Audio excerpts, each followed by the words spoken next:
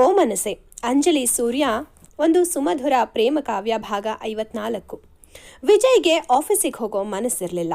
ಹಾಗಾಗಿ ಅವನು ಅಂಜಲಿನ ಒಂದ್ಸಲ ನೋಡಬೇಕು ಅನಿಸಿ ಮನೆ ಕಡೆಗೆ ಹೊರಟಿದ್ದ.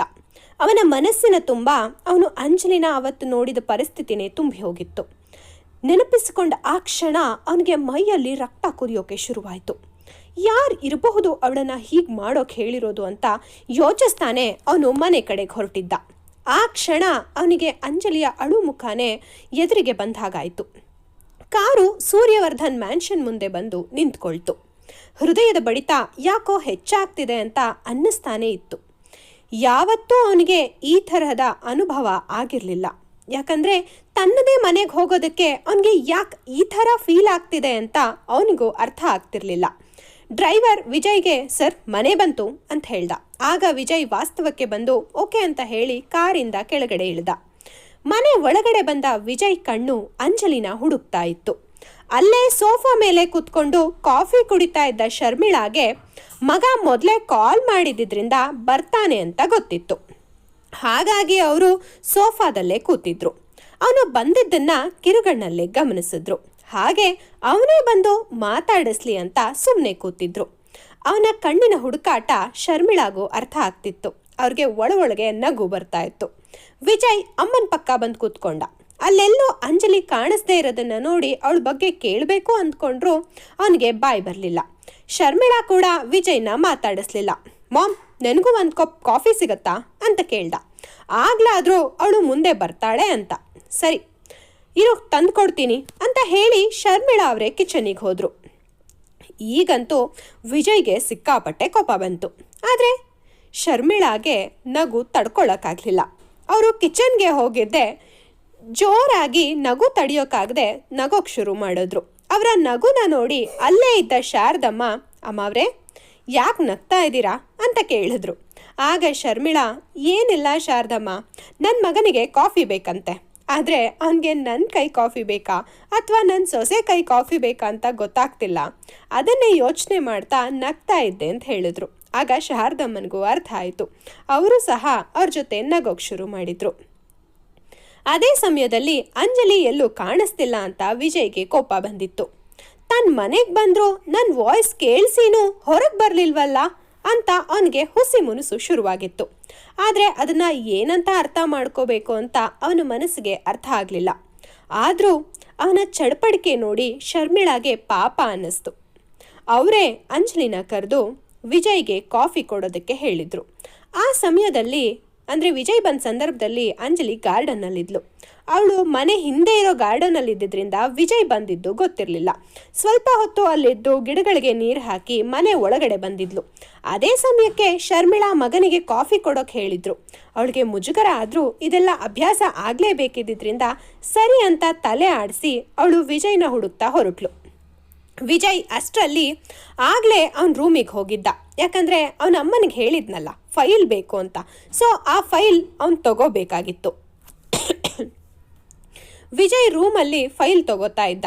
ಅಂಜಲಿ ಅದೇ ಸಮಯಕ್ಕೆ ಸರಿಯಾಗಿ ರೂಮ್ ಡೋರ್ ನಾಕ್ ಮಾಡಿದ್ಲು. ಅವನು ಕಾಫಿ ಕೇಳಿದ್ರಿಂದ ಶಾರದಮ್ಮ ಕಾಫಿ ತಂದಿರಬಹುದು ಅಥವಾ ಮಾಮ್ ಕಾಫಿ ತಂದಿರಬಹುದು ಅಂತ ಅಂದ್ಕೊಂಡಿದ್ದ. ಹಾಗಾಗಿ ಕೋಪದಲ್ಲೇ ಎಸ್ ಕಮಿನ್ ಅಂತ ಹೇಳ್ದ. ಅಂಜಲಿ ಮುಜುಗರದಿಂದಾನೇ ಅವನ ರೂಮಿಗೆ ಕಾಲಿಟ್ಲು. ಅವಳನ್ನು ನೋಡಿ ಒಂದೇ ಕ್ಷಣಕ್ಕೆ ಅವನ ಮನಸ್ಸು ಅರಳಿತು. ಇಷ್ಟೊತ್ತು ಇದ್ದ ಅಸಮಾಧಾನ ಈಗ ಅವನಿಗೆ ಇರಲಿಲ್ಲ. ಆದರೂ ಅವನಿಗೆ ಆ್ಯಟಿಟ್ಯೂಡ್ ಅಂತೂ ಇದ್ದೇ ಇತ್ತು. ಹಾಗಾಗಿ ತುಂಬ ಗಂಭೀರವಾಗಿ ಅವಳ ಹತ್ರ ಕಾಫಿ ಕಪ್ಪಿಸ್ಕೊಂಡ. ಇಷ್ಟೊತ್ತು ಏನು ಮಾಡ್ತಿದ್ದೆ ಎಲ್ಲಿದ್ದೆ ಅಂತ ಕೇಳಬೇಕು ಅನಿಸಿದ್ರು ನಾಲ್ಗೆವರೆಗೂ ಬಂದ ಮಾತು ಬಾಯಿಂದ ಹೊರಡಲಿಲ್ಲ. ಅವನು ಅವಳ ಮುಖಾನೇ ನೋಡ್ತಾ ಇದ್ದ. ನಿನ್ನೆ ಎಲ್ಲ ಅವಳು ಎಷ್ಟು ಹೆದರಿದ್ಲು ಅಂತ ಅವನು ನೋಡಿದ್ದ. ಹಾಗಾಗಿ ಇವಾಗ ಹೇಗಿದ್ದೀರಾ ಅಂತ ಕೇಳ್ದ. ಅಂಜಲಿ ಅವನ ಮುಖಾನ ನೋಡಿ ಸ್ಮೈಲ್ ಮಾಡ್ತಾ ಐ ಆಮ್ ಓಕೆ ನಾವ್ ಅಂತ ಹೇಳಿದ್ಲು. ಅವಳ ನಗು ನೋಡಿ ಒಂದು ಕ್ಷಣ ವಿಜಯ್ ಕಳೆದು ಹೋಗಿದ್ದಂತೂ ನಿಜ. ಅವನು ಮನಸ್ಸಲ್ಲೇ ಈ ಹುಡುಗಿನಲ್ಲಿ ಏನೋ ಜಾದೂ ಇದೆ, ಅದೆಷ್ಟು ಮುಗ್ಧತೆ ತುಂಬಿರೋ ನಗು ಇದು, ಈ ನಗು ಯಾವಾಗಲೂ ಇರೋ ಹಾಗೆ ನಾನು ನೋಡ್ಕೊಳ್ಬೇಕು, ಅದು ನನ್ನ ಜವಾಬ್ದಾರಿ ಅಂತ ಅಂದ್ಕೊಂಡ.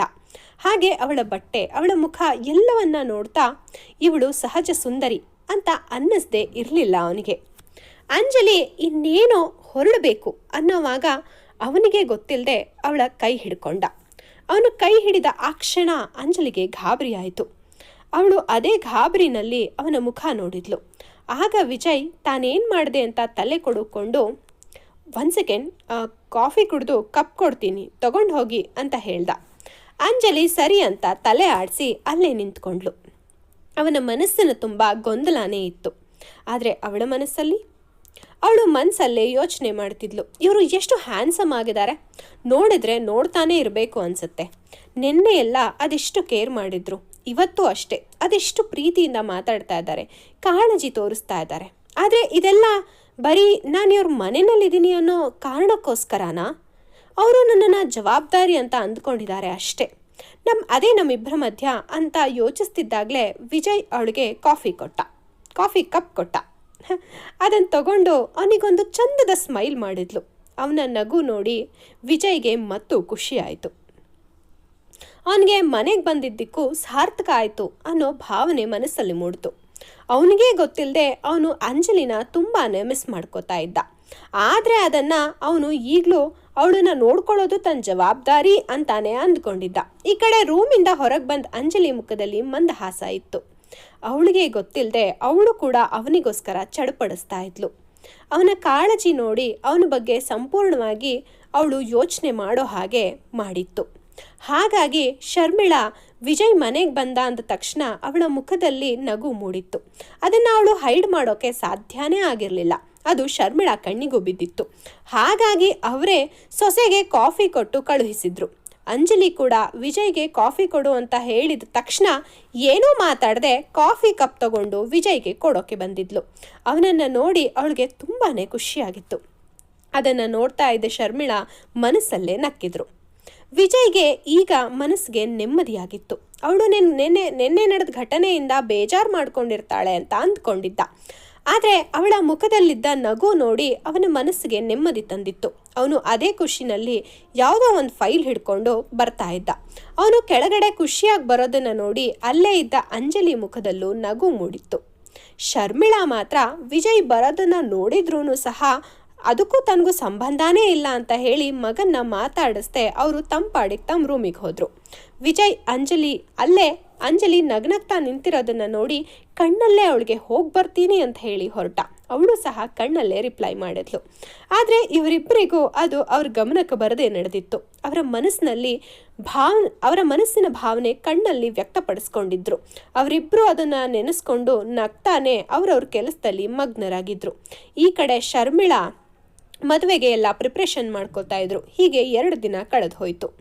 ವಿಜಯ್ ಮಾತ್ರ ಜಾನ್ನ ಮೀಟ್ ಮಾಡಿ ಅವನಿಗೆ ಸುಪಾರಿ ಕೊಟ್ಟಿದ್ಯಾರು ಅಂತ ಕೇಳಿದ್ರು. ಅವನಿಂದ ಉತ್ತರ ಸಿಕ್ಕಿರಲಿಲ್ಲ. ಹಾಗಾಗಿ ವಿಜಯ್ಗೆ ಇನ್ನೂ ಕೋಪ ಹೆಚ್ಚಾಗಿತ್ತು. ಯಾರಿರಬಹುದು ಅಂತ ತಲೆ ಕೆಡಿಸ್ಕೊಂಡು ಹುಡುಕ್ತಾನೆ ಇದ್ದ. ಯಾಕಂದರೆ ಇನ್ನು ಕೇವಲ 3 ದಿನದಲ್ಲಿ ಅವನ ಮದುವೆ ಇತ್ತು. ಆ ಮದುವೆ ಯಾವುದೇ ಸಮಸ್ಯೆ ಇಲ್ಲದೆ ನಡೆಯೋದು ಅವನ ಪ್ರಕಾರ ಅವನಿಗೆ ತುಂಬ ಇಂಪಾರ್ಟೆಂಟ್ ಆಗಿತ್ತು. ಯಾಕಂದರೆ ವಿಜಯ್ ಮದುವೆ ಅವನಮ್ಮನ ಕನಸಾಗಿತ್ತು. ಆ ಕನಸು ಹೇಗಾದರೂ ಮಾಡಿ ನನಸಾಗಲೇಬೇಕಿತ್ತು ಅಷ್ಟೇ ಅವನ ಮನಸ್ಸಲ್ಲಿದ್ದಿದ್ದು. ವಿಜಯ್ ಅಂತೂ ಆಫೀಸ್ ಕೆಲಸ ಮುಗಿಸ್ಕೊಂಡು ಬೇಗನೆ ಮನೆಗೆ ಬಂದಿದ್ದ. ಇನ್ನು 3 ದಿನ ಮದುವೆ ಇದ್ದಿದ್ದರಿಂದ ಅವನು ಆಫೀಸಿಗೆ ಬರಲ್ಲ ಅಂತ ಹೇಳಿನೇ ಬಂದಿದ್ದ. ಅವನ PA ಅರವಿಂದ್ಗೆ ಆಫೀಸ್ ನೋಡ್ಕೊಳ್ಳೋ ಕಂಪ್ಲೀಟ್ ಜವಾಬ್ದಾರಿಯನ್ನು ವಹಿಸಿದ್ದ. ಅದರ ಜೊತೆಗೆ ಅವನು ತುಂಬ ಒಳ್ಳೆ ಕೆಲಸಗಾರ, ಪರ್ಫೆಕ್ಟಾಗಿ ಕೆಲಸ ಮಾಡ್ತಾನೆ ಅಂತ ವಿಜಯ್ಗೆ ಗೊತ್ತಿತ್ತು. ಹಾಗಾಗಿ ಅವನು ಎಲ್ಲ ಜವಾಬ್ದಾರಿಯನ್ನು ಅರವಿಂದ್ ಮೇಲೆ ಹಾಕಿದ್ದ. ಅದ್ರ ಜೊತೆಗೆ ಅಜಯ್ ಕೂಡ ಎಲ್ಲ ಜವಾಬ್ದಾರಿಯಿಂದ ನೋಡ್ಕೋತಾ ಇದ್ದ. ಅಂಜಲಿ ಗಾರ್ಡನಲ್ಲಿ ಕೂತು ಏನೋ ಬರಿತಾ ಇದ್ಲು. ವಿಜಯ್ ಬಂದಿದ್ದನ್ನು ಅವಳು ಕೂಡ ಗಮನಿಸಿರಲಿಲ್ಲ. ಅಷ್ಟು ಆಳವಾಗಿ ಬರೆಯೋದ್ರಲ್ಲಿ ಬ್ಯುಸಿಯಾಗಿದ್ಲು. ಅದನ್ನು ನೋಡಿ ವಿಜಯ್, ಅಲ್ಲ ನಾನು ಬಂದಿದ್ರು ನನ್ನ ಕಡೆ ಗಮನನೇ ಕೊಡದೆ ಅದೇನು ಬರಿತಾ ಇದ್ದಾಳೆ ಇವಳು ಅಂತ ಹೇಳಿ ಅವಳು ಹಿಂದೆ ಹೋಗಿ ನಿಂತ್ಕೊಂಡ. ಅವಳು ಸ್ಕೆಚ್ ಮಾಡ್ತಾ ಇದ್ಲು. ಅದು ಪೆನ್ಸಿಲ್ ಸ್ಕೆಚ್, ರಾಧಾಕೃಷ್ಣರ ಪೆನ್ಸಿಲ್ ಸ್ಕೆಚ್. ತುಂಬ ಅದ್ಭುತವಾಗಿ ನೋಡಿದ್ಲು. ಅದನ್ನು ನೋಡಿ ವಿಜಯ್ ಇವಳಿಗೆ ಪೇಂಟಿಂಗ್ ಕೂಡ ಬರುತ್ತೆ ಅಂತ ಮನಸ್ಸಲ್ಲೇ ಅಂದ್ಕೊಂಡ. ಅವಳ ಡೆಡಿಕೇಶನ್, ಕಾನ್ಸಂಟ್ರೇಷನ್ ಎಲ್ಲವನ್ನ ನೋಡ್ತಾ ಇದ್ದ ವಿಜಯ್ಗೆ ಇವಳು ಯಾವುದೇ ಕೆಲಸ ಮಾಡಿದ್ರೂ ಪರ್ಫೆಕ್ಟಾಗಿ ಮಾಡ್ತಾಳೆ ಅಂತ ಅನ್ನಿಸದೇ ಇರಲಿಲ್ಲ. ಆದರೂ ತಾನು ಬಂದಿದ್ದೀನಿ ಅಂತ ಗೊತ್ತಾಗ್ಲಿ ಅಂತ ಒಂದ್ಸಲ ಕೆಮ್ದ. ಆದರೆ ಆಗಲೂ ಅವಳ ಕಡೆಯಿಂದ ಯಾವುದೇ ರಿಯಾಕ್ಷನ್ ಬರಲಿಲ್ಲ. ಅದನ್ನು ನೋಡಿ ಅವನಿಗೆ ಅವಳ ಮೇಲೆ ಹುಸಿ ಮುನಿಸು ಶುರುವಾಯಿತು. ಅಂಥದ್ದು ಏನಿದೆ ಅದರಲ್ಲಿ ಅಂತ ಕೋಪ ಮಾಡ್ಕೊಂಡ. ಮತ್ತೆ ಅವಳಿಗೆ ಕೇಳಿ ಅಂತ ಹೇಳಿ ಜೋರಾಗಿ ಅವಳ ಕಿವಿ ಹತ್ರನೇ ಕೆಮ್ದ. ಅಂಜಲಿ ಬೆಚ್ಬಿದ್ಲು. ಅಲ್ಲ, ನಿಮಗೆ ನಾನು ದೆವ್ವದ ಥರ ಕಾಣಿಸ್ತಾ ಇದ್ದೀನಾ? ನನ್ನ ನೋಡಿ ಯಾಕೆ ಬೆಚ್ತಾ ಇದ್ದೀರಾ ಅಂತ ನಗ್ತಾನೆ ಕೇಳ್ದ. ಅವನ ನಗು ನೋಡಿ ಅಂಜಲಿ ಕಳೆದು ಹೋಗಿದ್ದಂತೂ ನಿಜ. ಅದೇ ಸಮಯಕ್ಕೆ ಅವಳಿಗೆ ಗಾಬರಿ ಬೇರೆ ಆಗಿದ್ದರಿಂದ ಅವಳ ಬಾಯಿಂದ ಮಾತು ಹೊರಡಲಿಲ್ಲ. ಸ್ವಲ್ಪ ಸುಧಾರಿಸ್ಕೊಂಡು, ಹಾಗೇನೂ ಇಲ್ಲ, ಸಡನ್ನಾಗಿ ನೋಡಿದ್ನಲ್ಲ ಅದಕ್ಕೆ ಭಯ ಆಯಿತು ಅಷ್ಟೇ ಅಂದ್ಲು. ಇಟ್ಸ್ ಓಕೆ, ನಿಮ್ಮ ಸ್ಕೆಚ್ ತುಂಬ ಚೆನ್ನಾಗಿದೆ ಅಂತ ಹೇಳಿ ಕಾಂಪ್ಲಿಮೆಂಟ್ ಕೊಟ್ಟ. ಅಂಜಲಿ ಕೂಡ ಥ್ಯಾಂಕ್ಸ್ ಹೇಳಿ ಕಾಫಿ ತರ್ತೀನಿ ಅಂತ ಹೇಳಿ ಹೊರಟ್ಲು. ಅವಳು 2 ಹೆಜ್ಜೆ ಮುಂದೆ ಇಟ್ಟಿದ್ಲು. ಅಲ್ಲೇ ಗಾರ್ಡನಿಗೆ ನೀರು ಹಾಕಿ ಪೈಪ್ ಅಲ್ಲೇ ಬಿಟ್ಟಿದ್ದರಿಂದ ಅವಳು ಮುನ್ನಕ್ಕೆ ಮುಗ್ಗರಿಸಿದ್ಲು. ಇನ್ನೇನು ಬಿಟ್ಟೆ ಅಂತ ಅಂದ್ಕೊಂಡು ಕಣ್ಮುಚ್ಚಿದ್ಲು. ಅಷ್ಟರಲ್ಲಿ ಅವಳನ್ನು 2 ಬಲಿಷ್ಠವಾದ ತೋಳು ಬೀಳದ ಹಾಗೆ ಹಿಡ್ಕೊಂಡಿತ್ತು. ಅವಳು ತಾನು ಬಿದ್ದಿಲ್ಲ ಅಂತ ಕನ್ಫರ್ಮ್ ಮಾಡಿಕೊಂಡು ಕಣ್ಬಿಟ್ಲು. ವಿಜಯ್ ಅವಳನ್ನೇ ನೋಡ್ತಾ ಕಳೆದು ಹೋಗಿದ್ದ. ಅಂಜಲಿ ಕೂಡ 1-2 ಕ್ಷಣ ಅವನನ್ನೇ ನೋಡ್ತಾ ಇದ್ಲು. ವಿಜಯ್ ಕೈ ಅವಳ ಸೊಂಟನ ಬಳಸಿತ್ತು. ಅವರಿಬ್ಬರ ಹೃದಯದ ಬಡಿತ ಹೆಚ್ಚಾಗಿತ್ತು. ಒಬ್ಬರ ಕಣ್ಣಲ್ಲಿ ಇನ್ನೊಬ್ಬರು ಕಳೆದು ಹೋಗಿದ್ರು. ವಿಜಯ್ಗೆ ಅವನ ಮೈ ಬಿಸಿ ಏರ್ತಿದೆ ಅಂತ ಅನ್ನಿಸ್ತಾ ಇತ್ತು. ಅವನಿಗೆ ಗೊತ್ತಿಲ್ಲದೆ ಅವಳ ಸೊಂಟದ ಮೇಲಿದ್ದ ಹಿಡಿತಾನ ಬಿಗಿ ಮಾಡ್ದ. ಅಂಜಲಿ 1 ಸಲ ಜೋರಾಗಿ ಉಸಿರು ಹೇಳ್ಕೊಂಡ್ಲು. ಉಸಿರಾಟದ ವೇಗ ಹೆಚ್ಚಾಗಿತ್ತು. ಅವಳ ಮೈ ಕೂಡ ಬಿಸಿ ಆಗ್ತಾ ಇತ್ತು. ವಿಜಯ್ಗೆ ಅವಳನ್ನು ಬಿಡೋ ಯಾವ ಮನಸ್ಸು ಇರಲಿಲ್ಲ, ಯಾವ ಇಂಟೆನ್ಷನ್ ಕೂಡ ಇರಲಿಲ್ಲ. ಈ ಸಮಯ ಹೀಗೆ ಇದ್ದು ಬಿಡಬಾರ್ದಾ ಅಂತ ಅನ್ನಿಸ್ತಾ ಇತ್ತು. ಫ್ರೆಂಡ್ಸ್, ಹೇಗಿದೆ ಕತೆ ಹೇಗಿದೆ ಅಂತ ಕಮೆಂಟ್ ಮಾಡಿ. ಹಾಗೆ ಈ ರೊಮ್ಯಾನ್ಸ್ ಏನಾದರೂ ಹೆಚ್ಚಾಯಿತು ಅನ್ಸಿದ್ರೆ ದಯವಿಟ್ಟು ಹೇಳಿ.